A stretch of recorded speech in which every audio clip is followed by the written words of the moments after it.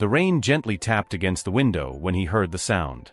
Antonio, a 72-year-old man, his eyes weary from the daily battle with Alzheimer's, rose from the armchair.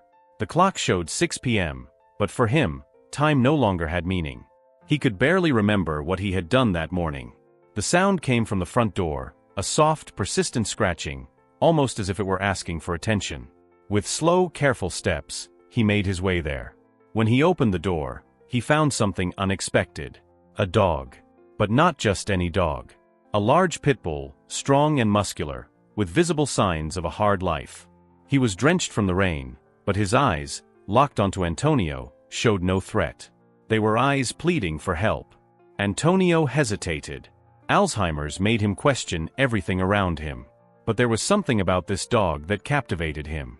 He opened the gate without knowing why, and the dog entered slowly, silently, as if it knew there was refuge here. Antonio watched him for a long time before murmuring, "Zeus. I'll call you Zeus." Over the days, Zeus became Antonio's anchor. The Pitbull seemed to have a sixth sense about what the elderly man needed. When Antonio forgot where he was or what he was doing, Zeus would bark softly, calling his attention, as if saying, "I'm here, follow me." But what seemed like a simple relationship between a man and his dog took an unexpected turn. One evening, Antonio was awakened by a strange sound. Zeus was in the living room, standing still, staring at the hallway door, growling softly, as if sensing something. Antonio's heart raced. He tried to stand up, but his legs wobbled. "Zeus," he called with a trembling voice, but the dog didn't break his gaze. His whole body was tense, ready to act. Antonio took a few steps, leaning against the wall, while Zeus stayed close, never taking his eyes off the hallway. Something was wrong. The tension in the air was almost palpable. What had Zeus sensed? Was it just Antonio's imagination, or was there something, or someone there? Then, the sound came again. Louder this time, echoing through the silent house. Antonio froze, his heart pounding like never before.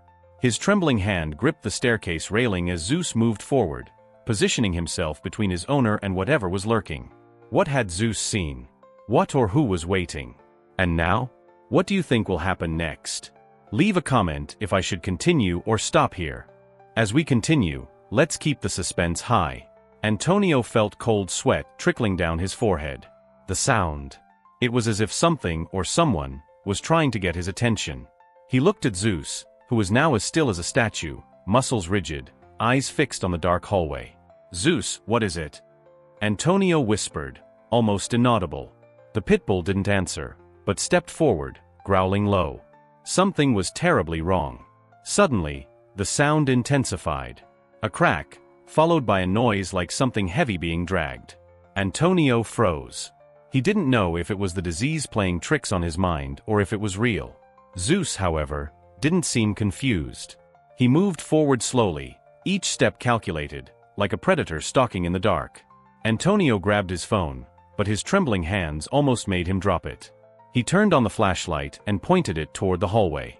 The weak light illuminated the yellow walls, but nothing. No one. Still, Zeus remained alert, as if knowing they were being watched. Then, Antonio noticed something odd. At the end of the hallway, the bedroom door, which he always left shut, was slightly ajar. A cold breeze blew from there, carrying a strange metallic scent that he couldn't identify. His heart seemed ready to leap out of his chest. He tried to retreat, but Zeus advanced toward the door. The dog turned his head back as if saying, "Trust me." Antonio, still hesitant, followed. Each step felt heavier than the last. When they reached the door, Zeus stopped. The silence was absolute, except for Antonio's rapid breathing. He pushed the door carefully and there it was. A shadow. Something, or someone, was moving in the corner of the room. Antonio froze again, but Zeus didn't.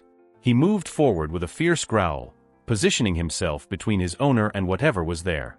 The flashlight trembled in Antonio's hands, briefly illuminating the face of a stranger.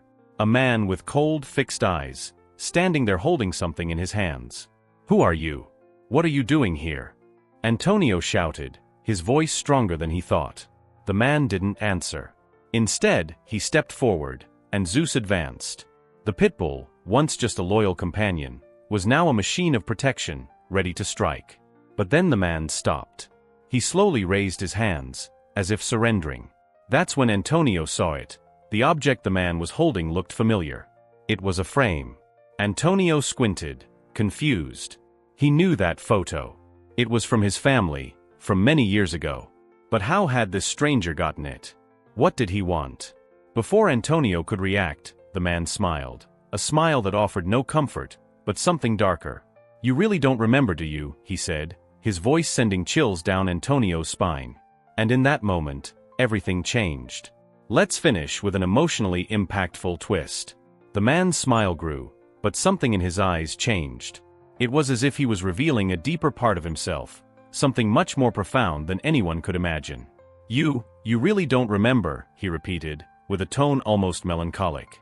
Antonio was paralyzed. His heart raced so fast he could hardly breathe. He looked at Zeus, who was still in attack mode but seemed to hesitate, as if the situation was beyond his understanding as well. "What do you want from me?" Antonio asked, his voice cracking, lips dry. The man lowered his hands, releasing the frame. The photo fell to the floor with a muffled sound. Antonio crouched down, picking it up, and his eyes widened as he saw the image. It was him, but much younger. He and his wife, smiling together at a party, beside someone else. The person in the photo was the same man standing before Antonio. But how was that possible? He'd never seen this man before. Who are you?" Antonio asked, his voice faltering. The man looked deeply into Antonio's eyes, a sad expression overtaking his face. "I am what you forgot you were. You don't remember me, or everything we did, everything we lost. The disease. Your disease erased it all." It was as if a blade sliced through Antonio's mind. He felt a wave of recognition, a forgotten memory, but utterly devastating, flooding his mind.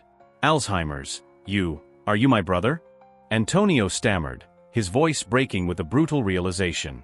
The man lowered his head, his eyes filling with tears. "Yes, I am. And I came to help you remember. To stop you from completely losing yourself. I was your best friend, Antonio. And when the disease took your mind, I was the first to be forgotten." Those words fell like a crushing weight on Antonio. He had no idea he had lost his brother.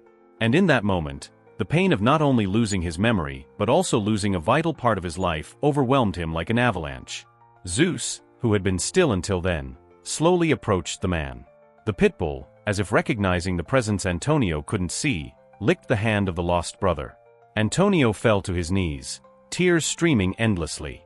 He had forgotten everything. The pain, the anger, the loneliness. All mixed into a single emotion of helplessness. He tried to speak, but the words wouldn't come. "What's left of me now?" Antonio whispered, his voice breaking. His brother knelt down, placing a hand on his shoulder, and said with the softest voice he could muster, "What's left of you, Antonio, is what truly matters. Remember. It's not too late." In that moment, Antonio's world collapsed. He didn't know what the future held, but he knew that, even with the lost memories, there was still space for hope. Zeus, the faithful Pitbull, stayed by his side, as he always had, ready to help him start over.